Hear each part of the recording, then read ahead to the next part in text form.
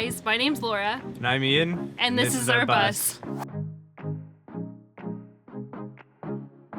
We were traveling in a 1985 Honda Civic wagon. I did a lot of camping when I was younger, and I always enjoyed camping. So it was fun to kind of get back to that. I like to go around, see new things. Life's too short to kind of stay in one place. We watched Expedition Happiness. I had actually watched it years ago before I even met Ian, and we stumbled upon that again and watched it together. And we're like, okay, we want to do a bus because it's a little bit weird like us. It's a lot different having something like the bus. We love doing our camping too, but now with having the bus, anywhere can be our camping spot, which is a nice thing. We really kind of want to focus on seeing Canada. There's so much beauty within the country where we live, and then maybe branch off to some of the states and see where that takes us.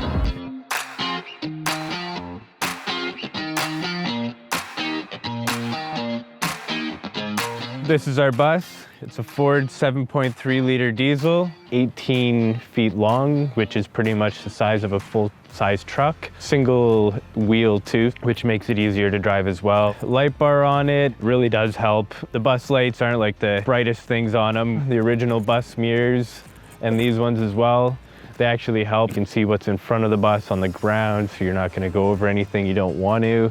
It used to be that old school bus yellow. We ended up painting it white. It's our temporary color because we are undecided on what we actually want to do for a color. Great primer though. We went around the whole bottom of the bus spraying this like rubber coating on the bottom so it's kind of durable. They used to have like the reflected strips up at the top. We put this wood up there. Up in here, it's a vinyl window tint that is stained glass. We build the walls up to about the middle of the window here, and we wanted to kind of hide that. We kind of look like a church bus. That's what we get a lot. Added this little trim piece of avocado green. Up on the roof, we have 4 solar panels, 400 watts in total. We got our solar panels through Renogy. We also have a max air fan up there as well, and that pretty much takes up everything. Backup camera, which you'd be surprised, sometimes it actually helps. We built our bed so we actually have a little walkout here, and we built it farther forward so it gives us a little bit more storage. We also have all of our solar power back here. Total is 375 amp hours, 3 VMAX AGM batteries, 175 amp hours each. We went with the Renogy inverter. It's a 1,000 watt inverter, and I think that's way more than we'll actually need. Our charge controller, it's the EP Ever. MPPT is gonna be your best option all the time. All of our lights and everything is individually on a shut-off, so we can turn everything on and off even when we're not in the bus. We just got these from like Home Depot, Lowe's, Walmart. They have them. They perfectly fit in our windows and they're adjustable. Our beautiful, amazing awning. You unzip it, it rolls out, you put the 2 posts out. Another trick too is that you can actually pull the awning down and leave it hanging, and you could use it as a projection screen. Bus doors here, the novelty of them is actually wearing off now, and we want to replace it and actually go with like an RV door. As cool as they are, they let in a lot of cold air.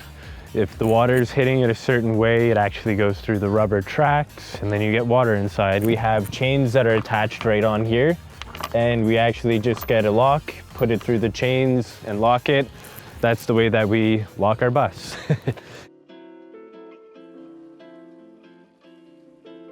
All right, guys, we're gonna take a look at the interior now. Welcome. So the first thing you might notice with the interior of the bus is that there's 2 seats here. It was kind of a priority to have both of us sitting side by side. We bought 2 seats out of a GMC truck. We decided to go with AstroTurf in the front. So this kind of brushes everything off. It's easy to vacuum. It kind of looks cleanish all the time. The flooring that we went with is vinyl planks. They were kind of expensive if you were doing a whole house, but because this is only like 100 square feet, it was pretty doable. They lay down and basically just stick to each other. Easy to install and easy to cut. Because nothing's square in here, there's wheel wells you have to avoid. You can actually just cut it and make it your own, which is perfect. We didn't insulate the floors at all, so we threw on this fluffy rug, so at least it's something for your feet. We didn't actually take off any of the original walls of the bus. We basically built off of them. We took 2x2s and we did kind of like a frame. We cut foam insulation, and then we took these sheets of thin plywood. We stain them. That's why we still have like the curve of the bus, which is fine. It kind of gives it like a boat feel. If it comes the time where we want to move on to our next rig, we can unscrew everything. Like everything can come off. Obviously, one of the perks of choosing a bus is all the windows, but that's also one of the negative aspects of choosing a bus too. We decided to build up to the halfway point on the windows. This provided us still to have light all the way around, but still keep in heat that we would have lost.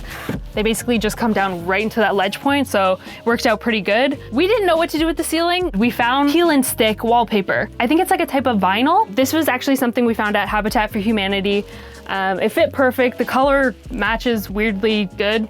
We have our cutlery drawer, 2 cabinets underneath just for kitchen storage. We're actually hoping one day to shift this, providing space to put in our cubic mini wood stove, which we have and just haven't installed. My grandma's cuckoo clock that I converted into a normal clock to make it a little more practical. Our curtains up here, we just added a piece of wood, hides the wiring for our light switches here, which is nice.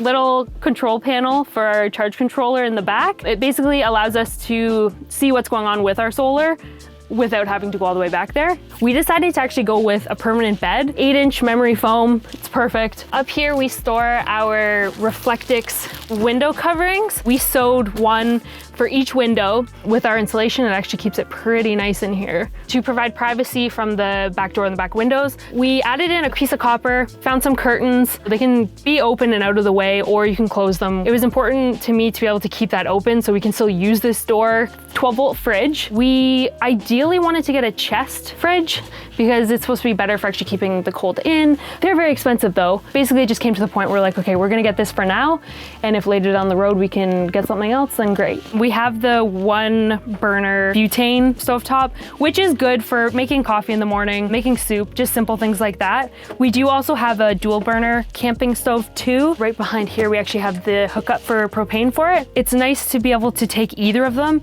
and if we're having a picnic outside, we can just take them outside. So we did install a Max Air fan, which is above our cook station, which is good for venting everything. It's nice to have something that has the screen on it so you don't have to worry about anything coming in. Where the hatch, obviously that's a different story. Here we have our sink, which was probably like a 2-week-long process of trying to find a good size sink. We actually went with one that has a faucet, and then we got a soap pump, which, hey, it comes in handy because then you don't have to have soap on the counters.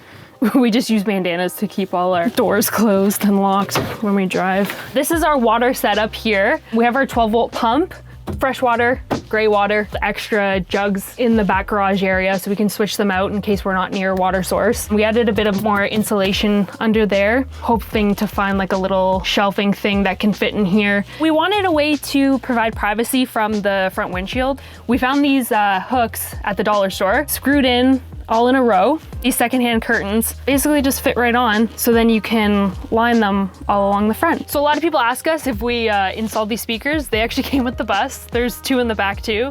The sound system is actually not bad in here. So we threw up wood. We did a little shelf here. We're hoping to maybe do a badge wall or something up here, places that we've traveled. We have our little key box here so we can hang our keys in there. Backup camera monitor here, so we can throw that on if we're reversing.